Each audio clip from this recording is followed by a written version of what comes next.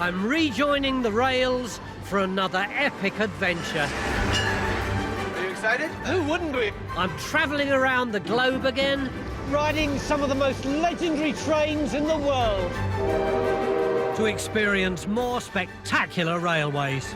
Look at this place! From the Arctic Circle to the glorious Andes and the heart of Europe. Isn't it fantastic? It's just a ticket haul to the edge of America. Oh, this is amazing! And I'll venture off the tracks to discover awe-inspiring places, England, extraordinary people, Hey, hello, Danny. and unforgettable experiences. That's staggering, isn't it?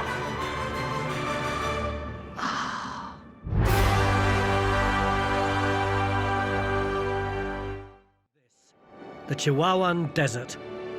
It's the second largest desert in North America, and these are the Samaluca Dunes. It's a dry, unrelenting, lifeless place, and I'm really struggling. Until the railways and the roads came, these dunes were a massive barrier for anyone who wanted to travel from the south to the north. And you can see why. There's no one around at all, there's no water, just sand and sand and more sand. Okay, I think we got it there. Which car am I in? Oh, come on. I'm not actually going to trek across the desert, am I?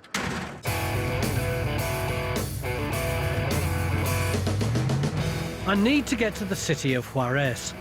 So, to make it across part of this 140,000 square mile desert, I'm hitching a ride with Kiki Chavez. Seems like this is a lot of fun.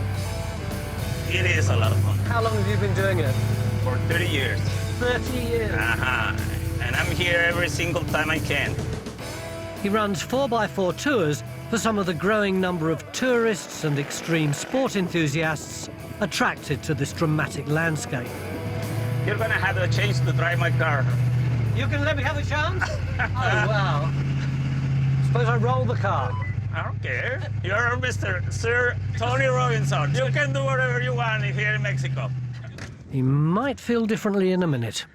Partner. Let's hear it. Oh, what a gorgeous noise. Here we go. Uh-huh. I can hardly see over the windscreen because I'm so little and it's so far back. Whoa! Here we go. Oh, Jesus. Here we go, here we go. Hey! Oh! Okay, follow this right here, and then go. Okay, to right, right. Hey, hello, Danny. Wow! It was to the right. I've survived the dunes and made it to Juarez. It's my last stop in Mexico, but it's right up against the border. In fact, Juarez is part of the world's biggest binational neighbourhood. A combined population of 2.5 million Mexicans and Americans live side by side, here and next door in the US city of El Paso. But for people on this side of the fence, life can be a struggle. This is a city that has had more than its share of troubles. It was once known as the murder capital of the world because of its record-breaking homicide rate. In 1 year, nearly 4,000 people were murdered because of the cartels trying to get control of the lucrative drugs trade to the US. At the peak of the violence in 2010, the murder rate here was higher than in Baghdad. Thankfully, crime has now fallen. But Juarez still has to deal with being alongside one of the most notorious borders in the world, the 2,000-mile boundary between Mexico and the US. This is the border right here. I'm in Juarez. Over there, you can see the buildings of El Paso. You can cross this bridge. That's the actual crossing point there. You can see the Mexican flags and the US flags. Down here is the railway. Sadly, though, it's only for freight nowadays. Passenger line's closed. You hear that? That's the border control. There's been a border crossing here for 170 years, but recently it's taken on a new significance. President Trump has made it harder to get across. He says that the US needs to stop illegal immigrants arriving from Mexico. I want to get beyond the headlines. So before I make my own crossing, I'm going to meet some locals who found their own way to bring a bit of peace to this much maligned part of the world. YS Yoga run regular classes right next to the border. The group's founders say the aim is to demonstrate the need for harmony between the two nations and its hope for a world without walls. Y vamos a cantar Om.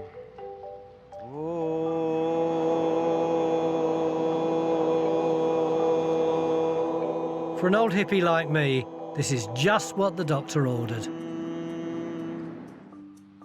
But I want to know what these people get out of it. It's always a pleasure. It's always moving for everyone. It is moving, isn't it? Why is it so moving? Why did both you and I feel that?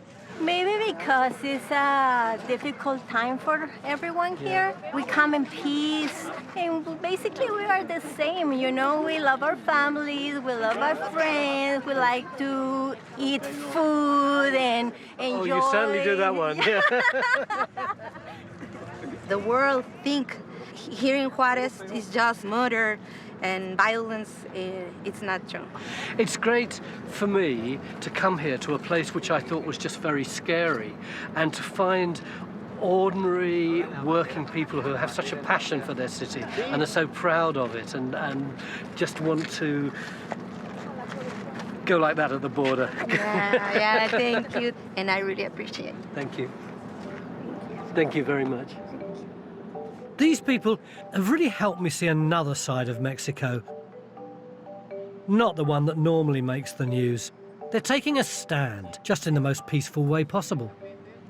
No, I feel a bit emotional about this. I think it's one of the loveliest things I've ever seen. I don't want to be all hippy-dippy. I know that doing a yoga class in front of that ghastly metal and barbed wire obscenity isn't going to make it fall down, but there's something about the assertion of hope, the balance, the clarity, the meditation on offer here that sort of gives you a bit of hope in quite difficult times.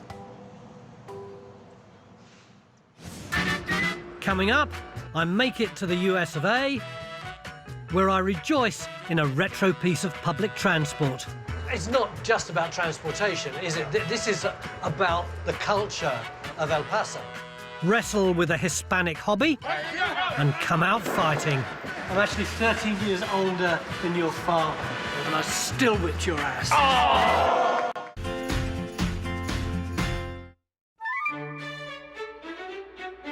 I'm halfway through my journey from Mexico to Los Angeles. After more than 500 miles, I've crossed into the United States and El Paso via its Mexican sister city, Juarez. Well, I finally managed to make it across the border and I'm now in the US of A. We weren't allowed to film the actual crossing point. Security is really, really tight. But quite frankly, I don't think you'd have been that interested in watching me queue for 2.5 hours.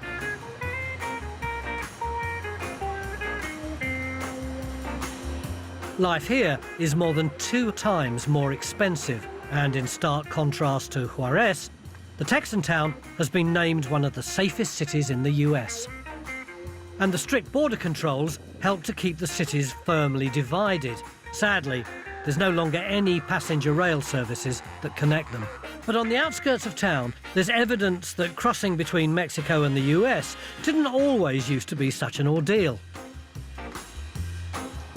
Look at these tucked away at the back of the bus depot. 3 old hulks, trams, what the Americans call streetcars. And they didn't just pootle around in El Paso. These were international vehicles. They crossed the border every day into Juarez and then came back again. At their peak in the 1960s, The streetcars transported hundreds of thousands of people each year between the US and Mexico, until the service was abruptly cancelled. But that was in 1973, and now, a few months ago, a few of these beautiful retro machines started riding the roads again. In 2015, a $97 million project began construction on 5 miles of track and 27 new stops. 6 of the old streetcars were refurbished and now service downtown El Paso. Local politician Peter Svarsbein was one of the residents who campaigned for their return, and he's still passionate about what they symbolise to his city. It's not just about transportation, is it? This is about the culture of El Paso. And celebrating and bringing back something that was part of the heart and the soul of this community. But, it still doesn't go to Juarez anymore. Yes, it doesn't not yet. cross the border, does it? Not yet. It reaches the border and just bounces back. But you know, the thing about it is that it has now pushed that conversation about not if we should go back, but when do we go back into Mexico? Yeah. You're visiting here. And the thing that somebody may not get is that you have families that cross every day, music, business students that cross every day. There's a million different reasons that we cross, both south and north and south. Illicit immigration may make the headlines, but more than 50,000 people cross the border legally here each day. Kids from Juarez cross to El Paso to go to US schools, and Americans travel to Juarez to look for a bargain in the cheaper Mexican shops. So when we look at this university, you have close to a third of the 30,000 students here cross in from Mexico. They're Mexican national students that are coming to study here. So how do we go and get those people over safe and efficiently? Everyone else I've spoken to talks about the border as just something awful and bleak and black and horrible, which frankly it is. But you're saying, hey, it's an opportunity. The border is a place where both of us come together. The border isn't something that separates us, the border is something that brings us together. That's what this trolley used to help to do so many decades. It helped people get across. Mexico and the US are much more connected than they might first appear to be. And maybe that's not so surprising when you consider their history.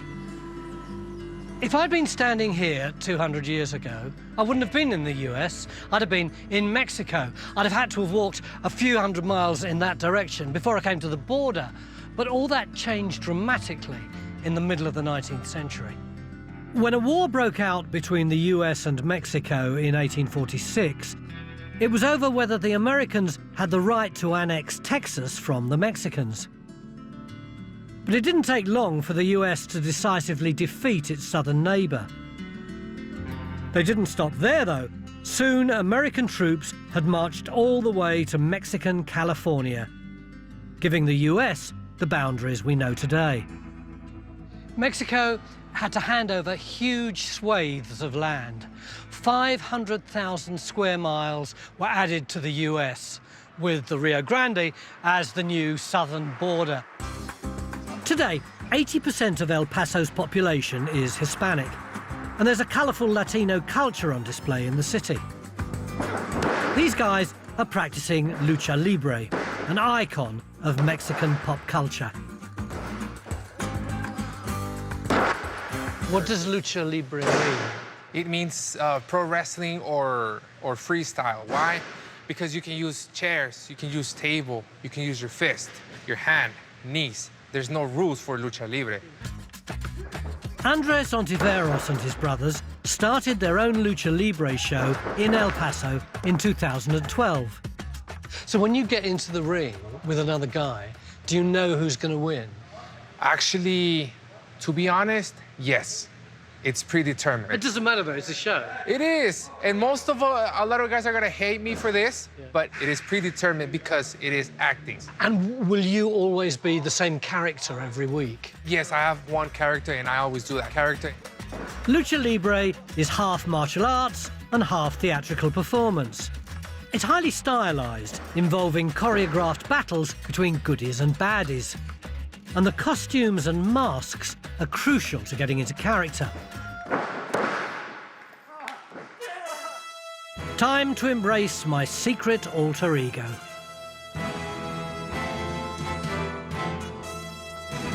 El Train Man.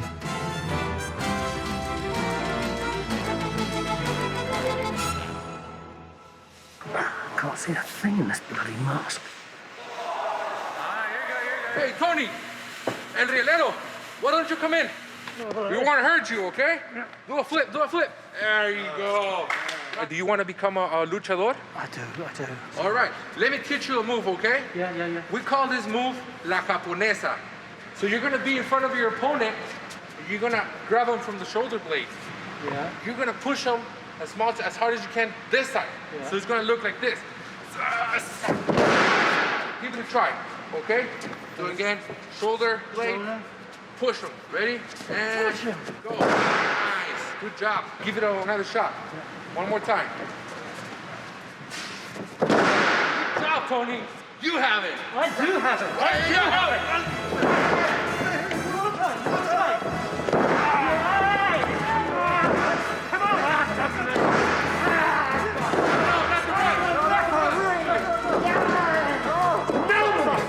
Nobody messes with an Englishman. Beat you all. Good job, Tony. Thank you. Good. Welcome. I want you to know, I'm actually 13 years older than your father, and I still whipped your ass. Oh, get out of here. I'm moving on towards my final destination. This is El Paso Union Station. As you can see, it's pretty grand and fairly wonderful. That's because back in the day, it was America's only international railway station. At the turn of the century, there were so many stations in El Paso, it was confusing passengers.